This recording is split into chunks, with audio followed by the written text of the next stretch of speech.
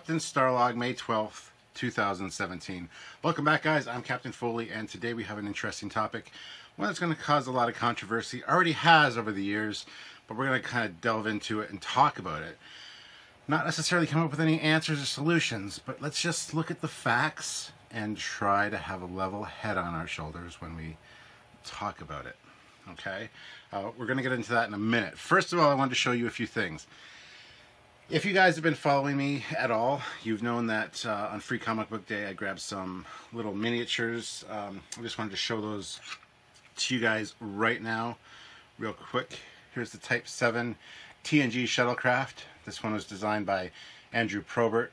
I never really liked it on screen, but now that I have a little model of it, a little miniature, it's actually a cool little design. So I'm more on board with the Type 7. Still, it is kind of ugly, but it is what it is. I am starting to appreciate it a lot more, that's for sure. We got this one here. This is named the Acorum. Now this is more like a ship of the week that you see in TNG. Kind of like a Rick Sternbach kind of design ship of the week. These little miniatures are really awesome. There's a lot of good detail in them. So I'm really enjoying these. I've actually got a bunch more coming. A friend of mine, Chris Pico, the old ass retro gamer, is selling his game. I can't remember the name of the game for this. Starship something. But it's kind of like HeroClix. Combined with like a battle simulator. So he's selling his game and a bunch of the figures. He's got the original Constitution class ship, a bunch of other ones that are kind of hard to find. He's getting rid of all of them. He's selling them to me for about $50 for the whole game and all these miniatures he has. He's got a lot of miniatures. So I'm looking forward to getting those. And the only one he's keeping is the Scimitar for himself because it's his favorite ship. And it's a pretty cool ship, so I can't really blame him. So next up is the Kazon ship, which, I got a model kit of this, a big model kit over there. I don't know if I'll ever build it. Probably not, because it's an interesting design. I don't know. We'll see. We'll see how it goes. Got the USS Raven. This is the one that 7 of 9's parents were flying when they were investigating the Borg. I gotta admit, this is a fantastic little ship. One of my favorite designs. Interestingly enough, no line of sight on these nacelles, so take that for what it's worth. A lot of you guys believe in the line of sight rule, but I'm not really a proponent of it. I think it's possible to circumvent those rules. I mean, I'm sure in TOS era, maybe, or earlier, it might have applied. But, I mean, you got the Defiant, you got cannon ships that don't really have line of sight, so. Speaking of line of sight, a big proponent and a big believer in that is Andrew Probert, who also designed this, the Dideridex Romulan Warbird. Again, these are fantastic little miniatures. Lots of good detail on them. So I'm looking forward to actually being able to play this game at some point with somebody. I'm sure Sylvia will play with me. I'm sure Commander Cockings will as well when he's over. So we'll have to see how it goes. My brother Steve probably would. Here's a Klingon bird of prey, battle damaged.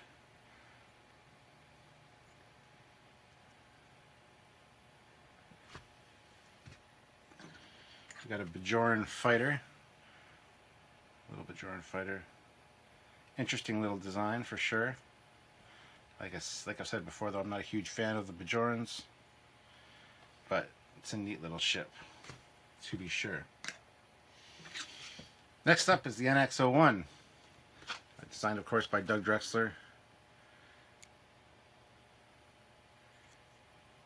So I've got at least one Enterprise in the lineup. Like I said, I will be getting more, though. So, and lastly, we got the Constellation. This one was designed by Andrew Probert and Rick Sternbach. They worked together collaboratively on it. And yeah, we've done a Trekyards episode on it. Check it out if you haven't. It was an interesting one to learn about. The 4 nacelle configuration is rather cool. And I think the first time I've ever seen a Fornus cell design in canon Star Trek, at least. There are Fornus cell designs like the Mars class, the TOS era Mars class battleship, and things like that, but I don't really, a lot of people wouldn't consider those canon. Now, if you watch my last Captain's Log from last week, you know that I got a bunch of stuff from Canada Post, and I had some stuff coming in the mail, which I said would probably arrive. I filmed that one on a Wednesday. I said probably arrive on the Thursday or the Friday when the Captain's Log aired. It came on the Friday. That's when I got it. So I have them. I have a few of the things I ordered. There's still a few more on the way. But I wanted to show those to you guys now. This is the official set of 7 official first day covers. And we got all the Enterprises there. Which is just... not all the Enterprises. I keep saying that. I said it in the last Captain's Log. Then I realized watching it back that Voyager and the Defiant are not Enterprises. So there's all the hero ships is what I should be saying. Let me take this out of here. It's the first time looking through this, guys. I set them down here with the intent of showing you guys, and I have not yet looked at them, so we will look at them together for the first time. So beautiful artwork. On the back it shows them all, but we're going to open it up. It just opens up like that, and then, oh, that's cool. On the inside there, there's Voyager, the Refit, Galaxy, NX-01, and Defiant. Inside we got the envelopes. Yeah, well, we'll show them to you. Here, this one's from Wrath of Khan. It says 1982. It's got the stamp there with Kirk and Khan. Kirk and Khan here. Enterprise in the background. On the back, it's got a little biography on James T. Kirk.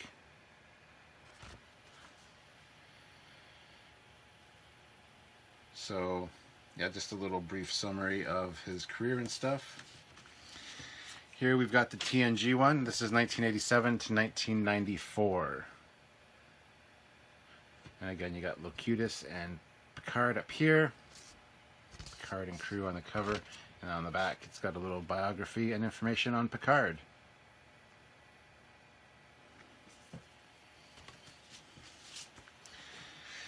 Next up is Deep Space Nine, 1993 to 1999.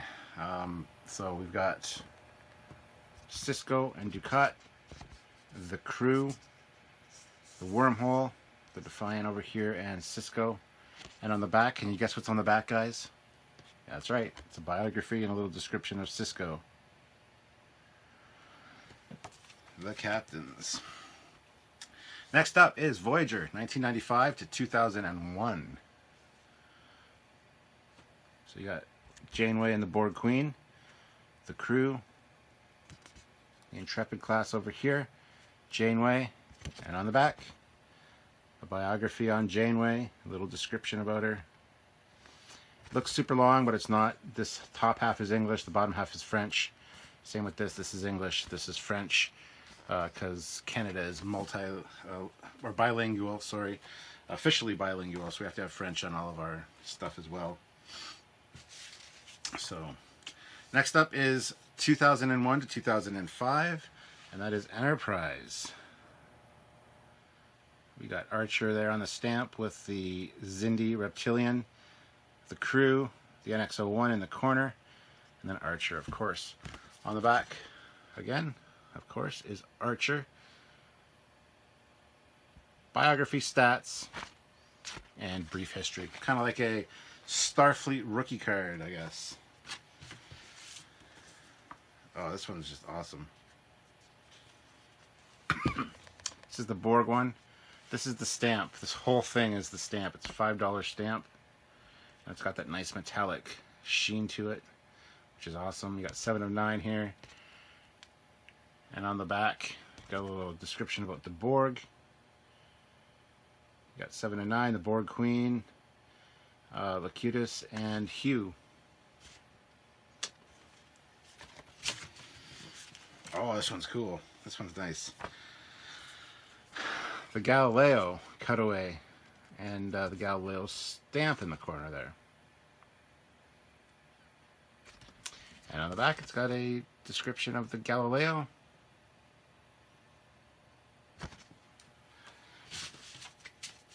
So there you have it, guys. There's the day of issue.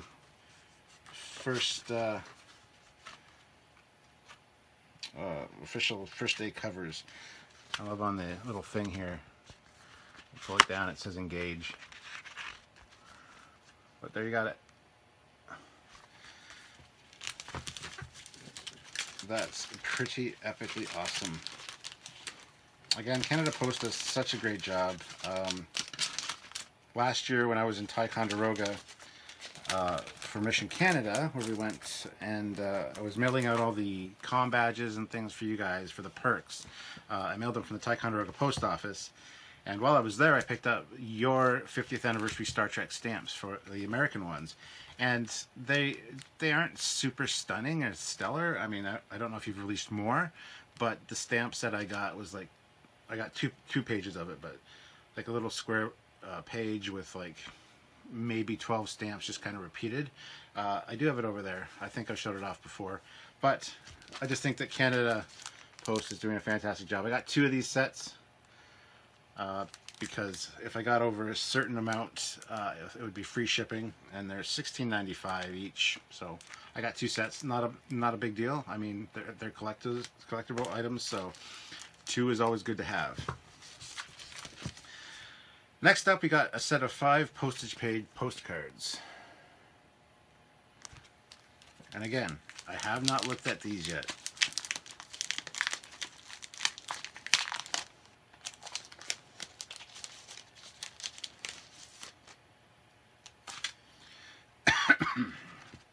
So the first one, as you saw, is the Wrath of Khan.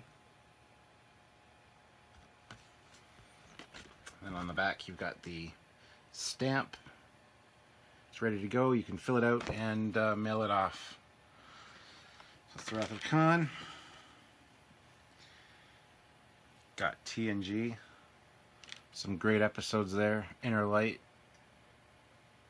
Well, it's just all Inner Light, actually. And on the back, you've got the postage paid. Inner Light, good episode. Kind of depressing, but you know, that's what some of the best stories are that. This is ultimate. My favorite episode of Star Trek, probably ever, is this one. Deep Space Nine, Pale Moonlight. Stunning episode, awesome. This scene, I can live with it. I can live with it. And the postage paid on the back there.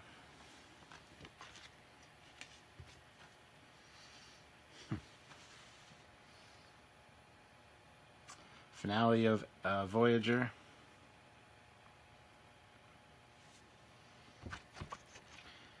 And the back. Endgame, sorry. And this is the episode where Trip dies, but not the season finale or series finale spoilers. This is the one where he has a clone, or like a replica done, and it dies. And there's the back. So guys, there's the postcard set. I believe I have another one of these on the way as well. This was $11.95. If you want to pick up any of these items, feel free to go to canadapost.ca and you can order them. They ship to the States, so you can get, and like I said, depending on how much you order, you can get free shipping. And it's definitely worth it. They've got some fantastic things to take advantage of, and I highly recommend them. As you guys have seen, they're quality product and simply amazing. So yes, so there you go. That's kind of the recap of stuff I wanted to get out of the way for the beginning of this episode. The Hero Clicks ships, the minis over here from Pre-Comic Book Day, and then the Canada Post stuff. Now to the topic of contention. the bridge of the TOS Enterprise? Straight or tilted? We're going to kind of talk a few things about each, what it could be, why it could be that way. I personally, because of the Franz Josef book and growing up with it, I like to believe that it is tilted just to line up with the tube at the back of the bridge module on the exterior of the ship. That's just my personal belief. Okay, so when I built my 350 model, I put it that way. It doesn't make sense to me. It's odd because when the ship stops or gets hit, they fly forward. They don't fly this way, which would make sense if they're sitting this way and the front of the ship is that way. You know, if they got stopped, they'd kind of go like this. But, so that's one of the arguments. The other argument is that the bridge actually does face straight, and what happens is that turbo shaft at the back of the bridge module on the exterior of the ship is the main the main turbo lift shaft, and then the turbo lift comes out and slides over to where the doors are. Perfectly acceptable explanation. Apparently there's also the theory that right behind Uhura's station, because if you tilt the bridge from its orientation, you put the view screen forward, Uhura's station is right behind or in front of that exterior turbo lift shaft. So there's a theory that there's extra storage in there for like an extra turbo lift. There's actually 2 turbo lifts available for the bridge at all times in case of emergency. You always need one on the bridge. The reason I don't buy that theory, though, is because in The Naked Time, when Kirk is trying to get off the bridge, I forget who just left, but O'Reilly is down in engineering singing "One More Time," and it's getting irritating, and he goes to go out of the doors on the turbo lift, and the doors don't open. He's like, "Uhura, clear that tube," because somebody had just left, which means that there was no backup turbo lift ready to go unless they were both in use. It's a distinct possibility, but I don't really buy that, I don't think. So I like to think that that shaft, that on the exterior of the ship, is where the turbo lift sits when it opens up. Makes the bridge fill that whole dome. Now, I've seen schematics, I've seen cutaways that have been expertly done and explain it beautifully, that in fact there's quite a gap between the exterior of the hull and the interior of the bridge, and that makes perfect sense. There's got to be a walkway behind there. Apparently that's where the toilet is, the head, as they call it in the military. That's where that is. There's walkways back there to repair the circuitry and the computer displays from the back. And so that gives the ship a bit of a bigger feel. Now, I haven't done all the math and the dimensions. I haven't really researched this topic because I'm just going in with the knowledge that I do have. So if you guys know exactly what the size of the exact bridge is and compared to the overall exterior size of the ship and compare it to the dome, does it work that way? I don't know. I think it makes perfect sense that way. And I'm not going to, be for or against either point of view. I agree with both of them. I really do. But in my personal headcanon, I like to think that it's cantered, it's angled like it is in the Franz Josef technical manual. Simply because Franz Josef and Gene Roddenberry collaborated early on, and now Franz Josef did do some things that I don't really agree with. Doug Drexler doesn't agree with it either. He put the engineering at the back of the primary saucer, the main engineering room at the back of the primary saucer, which we've already done a discussion on a captain's log, talking about where is the engine room. But my feeling on that is that there's multiple engine rooms on a ship like the Enterprise, so everything can be explained away. But since I grew up with the Franz Josef technical manual, I love the Dreadnought design. That breaks the pairs rule. Then Gene and Franz Josef had a falling out, so when it came to motion picture time, he's like, there's no Dreadnoughts, there's no 3 nacelle ships, it's a pairs rule. And he kind of discredited everything that Franz Josef had done, which is a real shame. So I don't know what the falling out was exactly, but that's an actual fact. And it's a shame, but, things happen. So that's why I believe that it's just because I grew up with it. and it makes sense. Now, the real reason for the turbo lift being offset like that is for staging for the shots. They didn't want the captain's chair being directly in line with the turbo lift, so that when another crew member or guest star came on the bridge, the captain wasn't blocking their entrance. So that's why everything was tilted. At that time, the exterior of the ship was already established, so the turbolift shaft was there. Matt Jeffries did want it to be directly behind the captain's chair, from what I understand, and but because of the camera angles and things, they had to shift the whole bridge. And then Franz Josef just took that and ran with it and came up with the explanation. That's just, which there's ridiculous reasons over the years that people have come up with for why that is.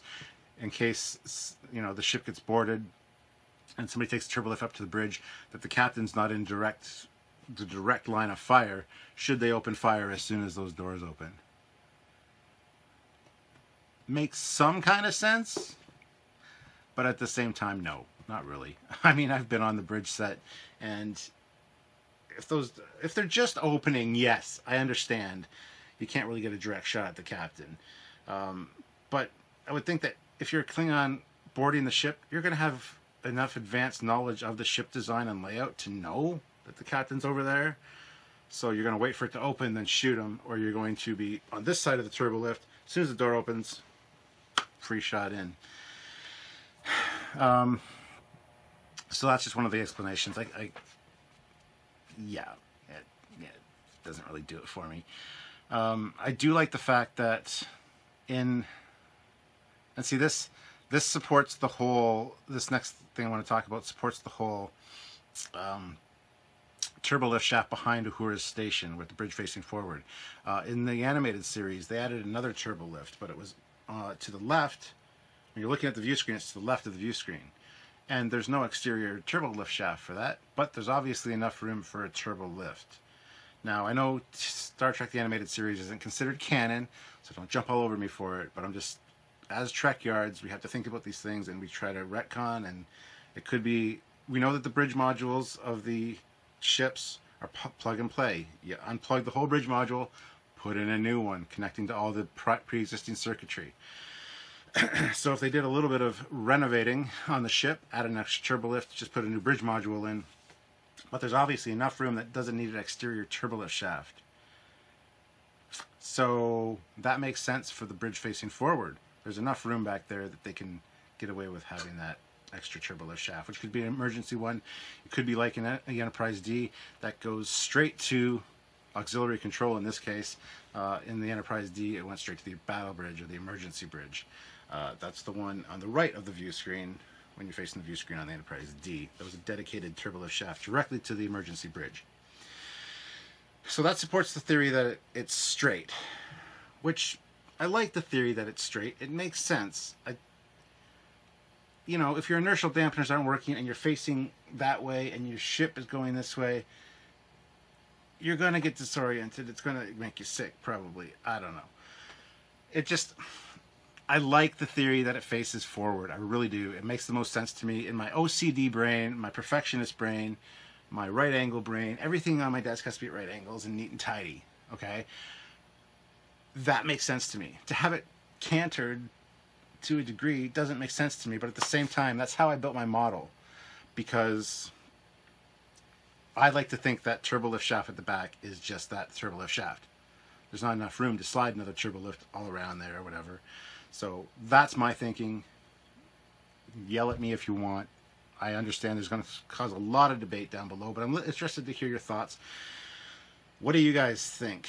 The fact that in the motion picture, they changed the shape of the bridge module and added 2 turbo lifts, which is what they should have done from the beginning. They should have had 2 turbo lifts in TOS, in my opinion.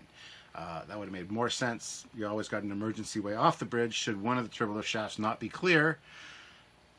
Now, there are escape ladders and things that have access to the bridge from the the bottom, the deck right below the bridge.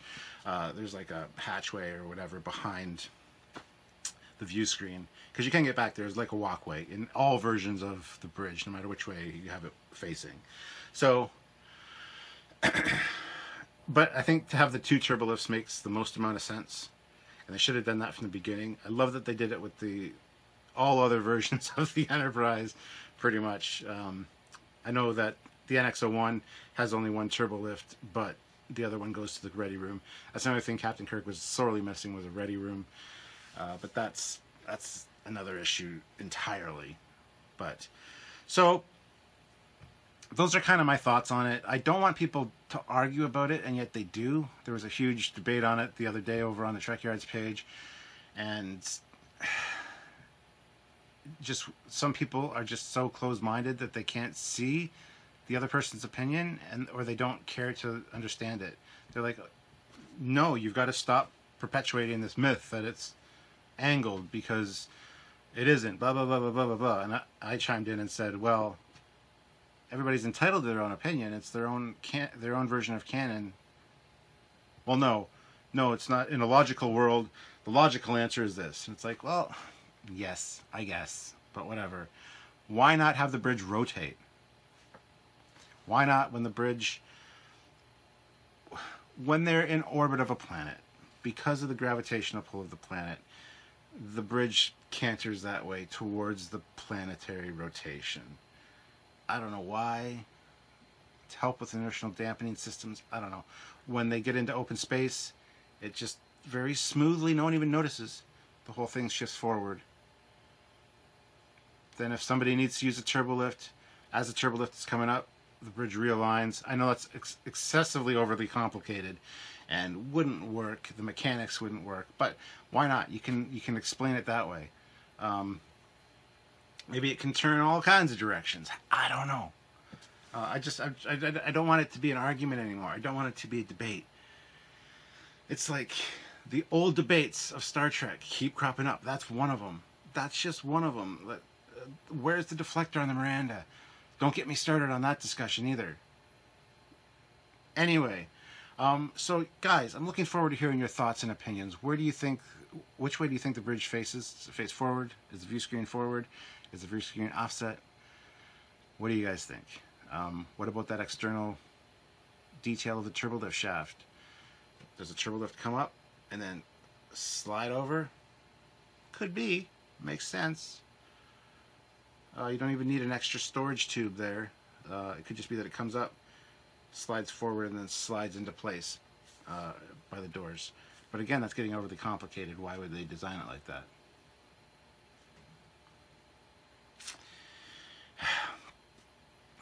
I'm sure there's explanations and theories and things that I haven't even touched on. Like I said, I didn't do any real research for this episode, as I just have all this knowledge about the bridge that I have collected over the years. And I'll have, of course, the diagrams and pictures and stuff up here to kind of help with what I'm talking about.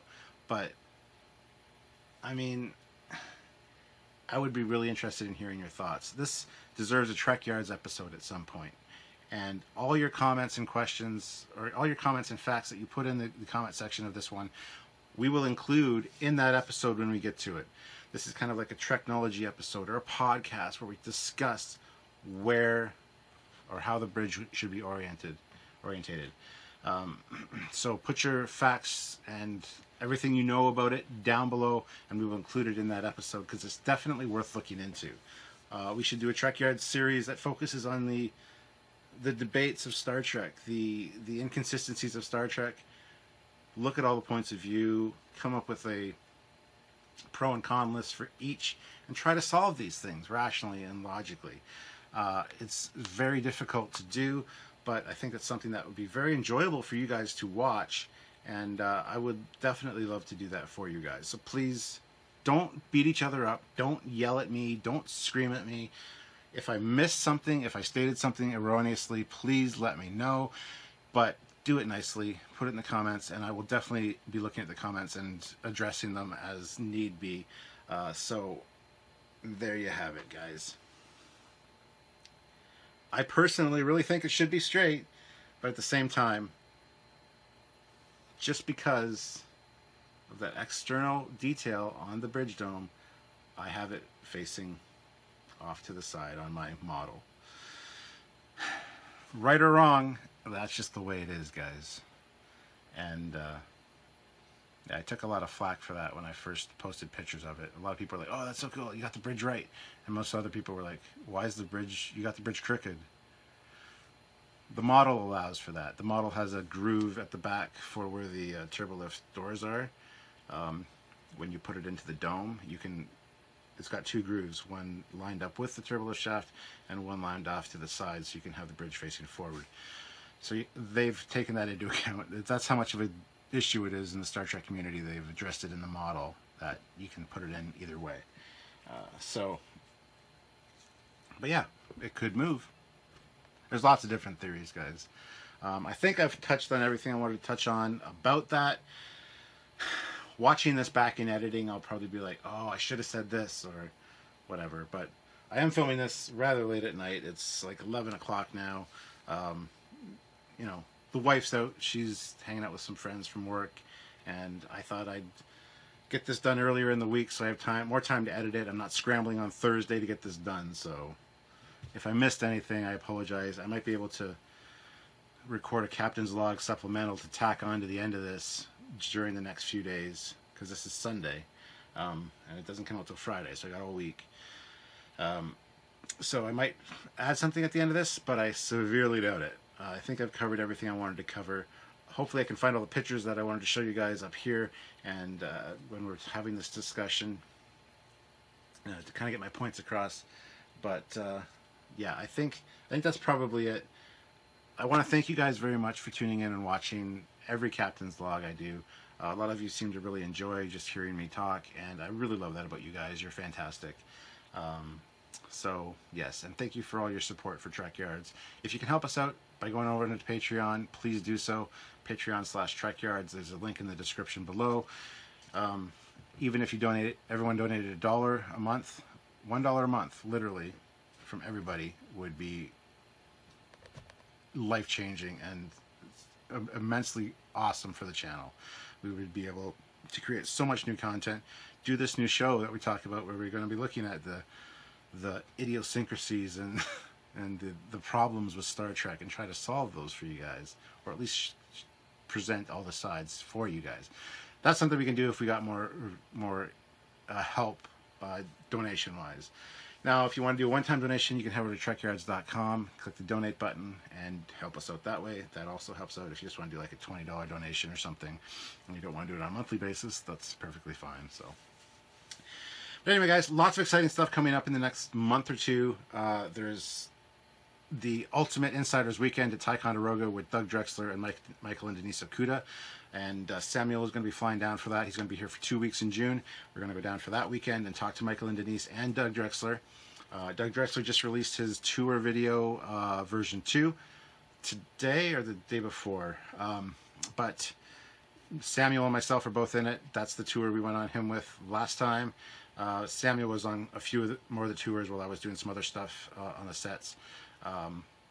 But you can see us in that tour if you go to Doug Drexler's page and check out that video.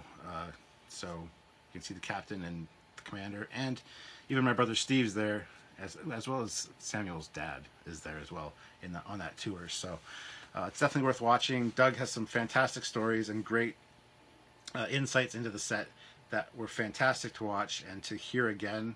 I learned a lot the second time that I must have completely forgot from the first time. So there you have it, guys. That's coming up soon, and a few other little things that we need to announce. Some exciting things happening, and we're kind of moving forward on a few things that we've been promising for a while now. So, but we're not going to lay it all out for you guys until it's all set in place and we know 100% that it's happening. So there you go.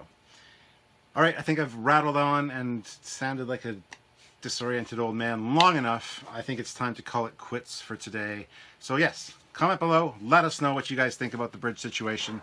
Let me know if you're interested in the Canada Post stuff. There's still more stuff coming, so the next Captain's Log will probably have more of that kind of thing. I am expecting a few things in the mail as well that I want to share with you guys on the next Captain's Log too. So there you have it, guys. So anyway, as always, subscribe. Don't forget to watch another video, and we'll see you guys in the future. Bye-bye.